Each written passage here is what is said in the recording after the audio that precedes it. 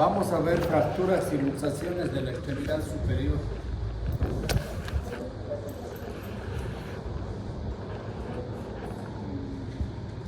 Ahí tienen una fractura supracondilia de codo en los niños. Fíjense qué gran desplazamiento, ¿no? Dolor, hinchazón del codo, una lesión grave en un niño. Como dice ahí, hay riesgo de compromiso neurovascular. Es una emergencia de la traumatología, porque ese codo del niño se hincha así como un chorizo y es muy grave. Y fíjense la lesión donde tiene los huesos, ¿no?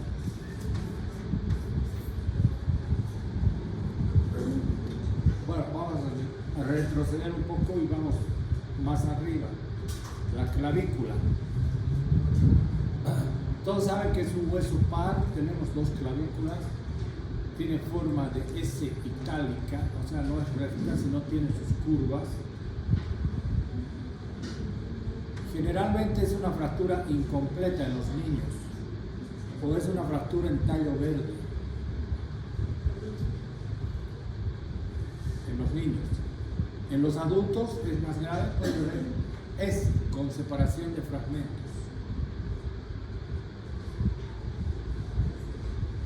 Tratamiento puede ser ortopédico y quirúrgico. Tiene buena consolidación. Si no está muy desplazada, puede ser un tratamiento ortopédico con un vendaje mocho, cabestrillo. Pero si está desplazada y hay tendencia al desplazamiento, vamos a ver que las fuerzas musculares se van a llevar los fragmentos del hueso y no van a dejar que contacten entre sí.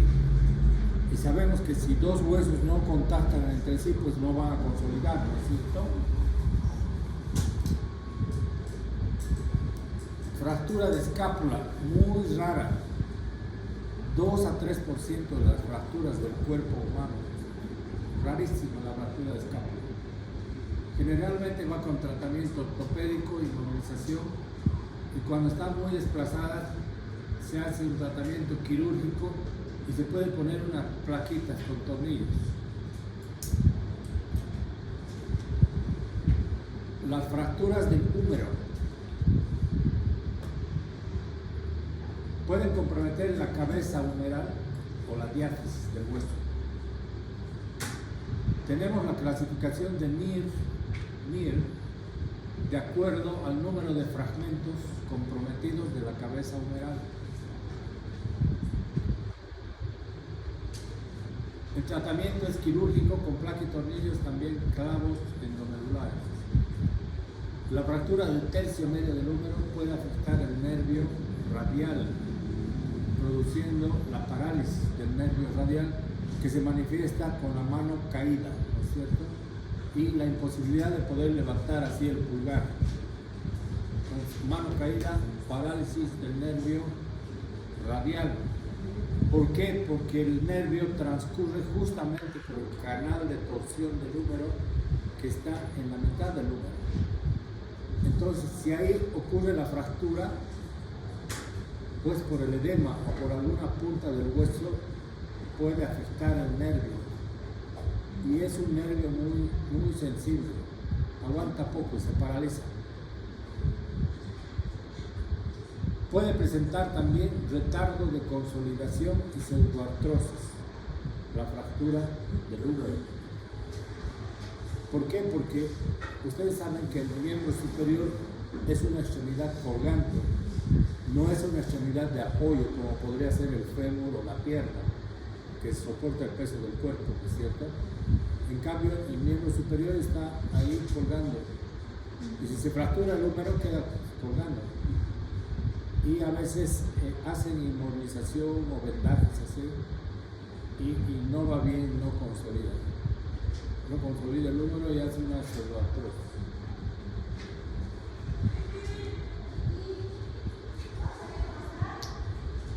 Otra lesión que se produce en el miembro superior es la luxación del hombro. traumatismos o caídas o accidentes, es una lesión muy dolorosa e incapacitante. Duele mucho. Puede ser una luxación pura o puede ser una luxofractura. O sea, luxación más algún componente de fractura de algún segmento del hueso. Se debe hacer reducción inmediata e inmovilización estricta para evitar la reluxación, ¿no es cierto? Porque digamos que si es una luxación pura, la reduces, pero no haces una adecuada inmovilización, se puede volver a reluxar. Y si la luxación es recidivante, varias veces, tratamiento quirúrgico. A veces nos llegan pacientes que nos dicen, se me ha luxado el hombro 5 veces o 10 veces, estornudo y se me sale el hombro. O sea, así se pone la cosa ahí y entonces es muy difícil contener la luxación y debe recibir algún tratamiento quirúrgico. Porque no se olviden ustedes, cuando hay una luxación se rompe la cápsula y los ligamentos que lo sostienen. Y entonces eso puede seguir luxando cada vez. Acá tenemos una fractura supracondylia, o sea, en el extremo distal del húmero que articula con el codo. Ahí tienen en líneas rojas los trazos que puede presentar la fractura, desde más simples a más complejas. Acá tenemos una fractura grave del codo, muy inestable, porque si se fijan ustedes es supracondylia, por encima de los cóndilos, pero hay un trazo que baja hasta abajo y separa los cóndilos. O sea, sería una supra e intercondylia. Entonces, se dan cuenta, es muy inestable, eso se mueve como un flan. Entonces, debe ser estabilizada quirúrgicamente porque si no, no la puedes controlar la fractura. Acá tenemos una osteosíntesis con clavijas. Fíjense, la radiografía es un niño, ¿no es cierto? Tiene sus cartílagos de crecimiento y ha tenido una fractura supracondylia. En los niños, sobre todo, debe ser reducido anatómicamente, porque como tiene sus cartílagos de crecimiento, si no lo reducimos anatómicamente, ese codo se va a deformar, se va a ir al valgo o al varo, ¿no es cierto? Entonces, acá está reducido y, como ustedes saben, siempre se deben respetar los cartílagos de crecimiento. Entonces no podemos poner placa y tornillos aquí. Entonces se hace una osteosíntesis con clavijas. Y acá se puede ver que está bien reducida la fractura, está fijada en las dos vistas, en la anteroposterior y en la lateral. Se ve que está correctamente alineada. Entonces, eso más una inmovilización va a sanar perfectamente. Fractura supracondylia en niños es muy común. Fíjense, la fractura está muy desplazada, gran edema, compromiso neurovascular. Debe ser reducida y fijada inmediatamente. En la figura de acá de la derecha, si se fijan ustedes, es un gran desplazamiento, ¿no es cierto? Todo alterando la anatomía. Son niños que van a jugar al parque, se caen del columpio, cualquier cosa, llegan con estas barbaridades. Atención inmediata, urgencia traumatológica. Más de lo mismo, emergencia, tratamiento inmediato. Fíjense en B, la gran separación O sea, ha hecho una fractura supracondílea transepifisiaria, porque se ha volado aquí a nivel de la epífisis, ¿no es cierto? Sus cóndilos están ahí abajo y arriba está la epífisis. Abajo en C, bien reducida, con clavijas, alineada, y acá en la lateral también está correctamente alineada y reducida la fractura. En los niños se puede permitir pequeñas angulaciones porque va a remodelar en buena posición el niño.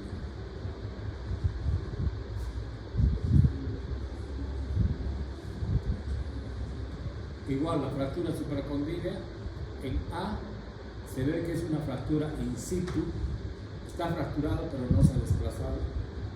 En B ya se ve que está desplazado, y en C, como las que hemos visto en las radiografías, sumamente desplazado.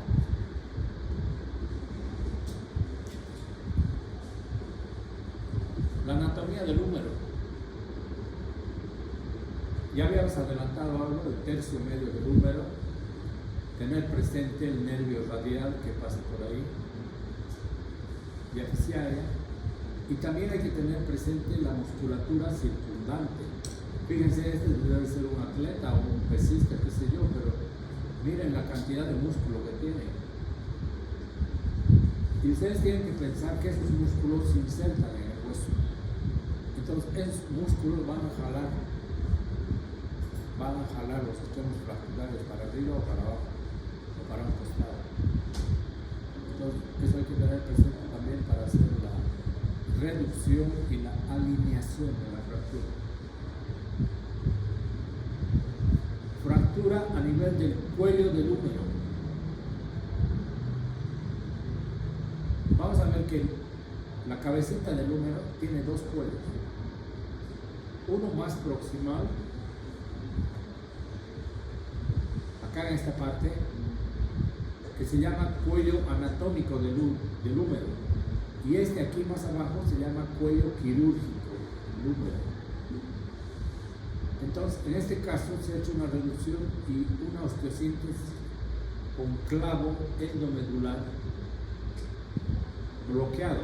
Se llama bloqueado porque el clavo tiene estos orificios donde entran los tornillos, y verdaderamente se hace un bloqueo para evitar que rote.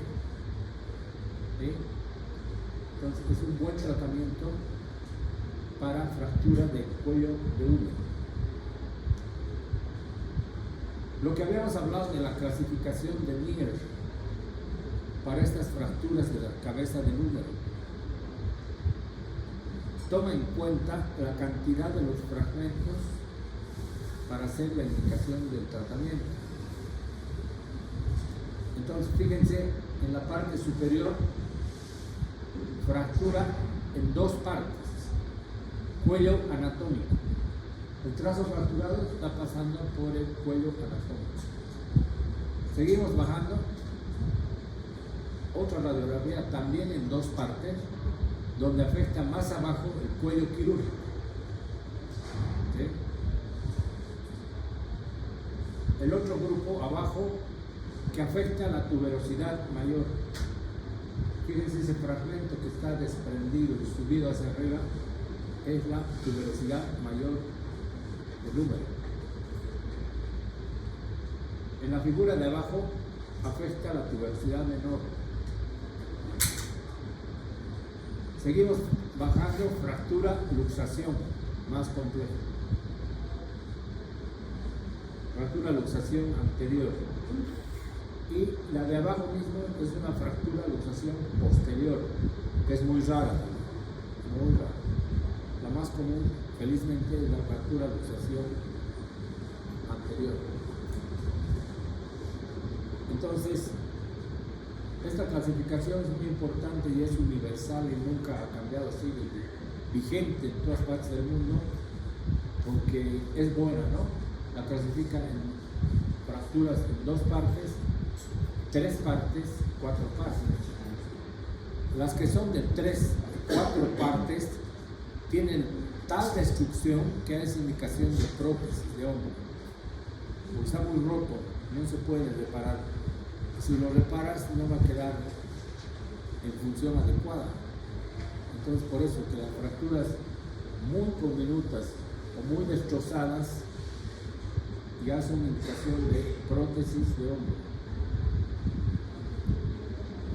Acá tenemos también una fractura de la cabeza, del húmero, y si contamos los fragmentos, ¿no? Tenemos 1, 2, 3 fragmentos, ¿no es cierto?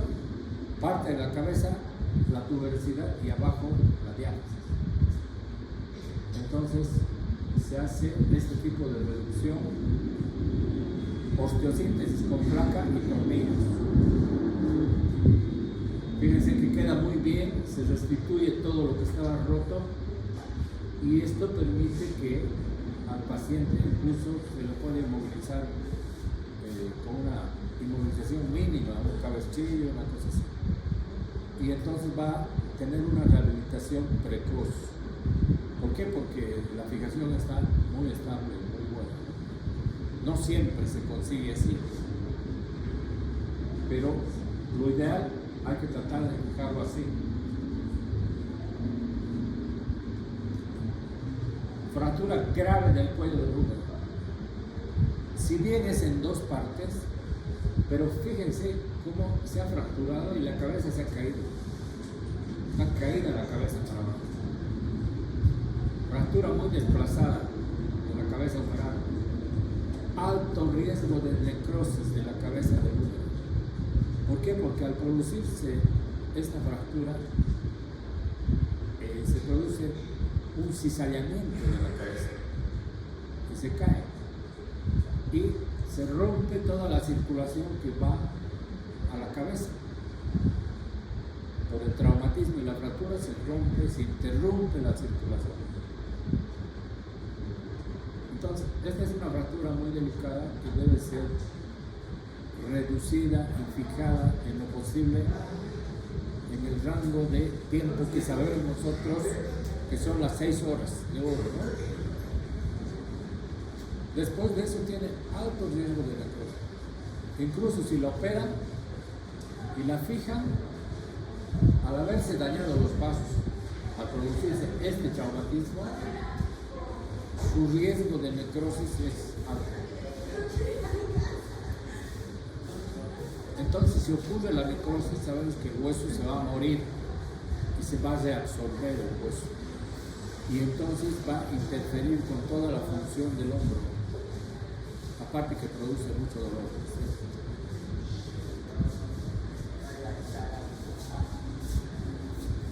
Igual, una reducción con placa y tornillos está bien reducida y va a permitir una movilización precoz.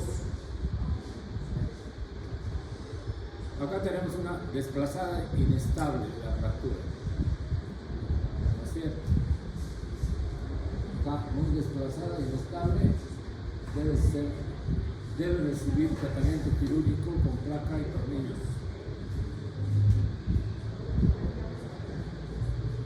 Acá tenemos la osteosíntesis de la clavícula con placa y tornillos. Fíjense que se ha reducido muy bien la clavícula, está bien alineada y está bien fijada con la placa y los tornillos. Entonces va a consolidar bien y va a sanar rápido. Fractura conminuta de la clavícula. Las fracturas de tercio medio de la clavícula en el adulto hacen este tipo de separaciones. Un fragmento para arriba que lo contrae el músculo externo cleidomastoideo del cuello y se lleva el fragmento para arriba. Y este otro de abajo, el trapecio y los otros músculos, entonces ocurre esta gran separación. Fíjense qué peligrosa esta punta. Se puede exponer, se puede volver una fractura expuesta o va a haber lesión vascular. Esta punta que está yendo aquí abajo puede lesionar la arteria o la vena subclavias que pasan debajito de la clavícula. Entonces ese es el peligro de la clavícula. A mí me ha ocurrido una vez que entré a operar una clavícula, una cosa así, abro estoy entrando para separar y el chorro de sangre hasta aquí, así.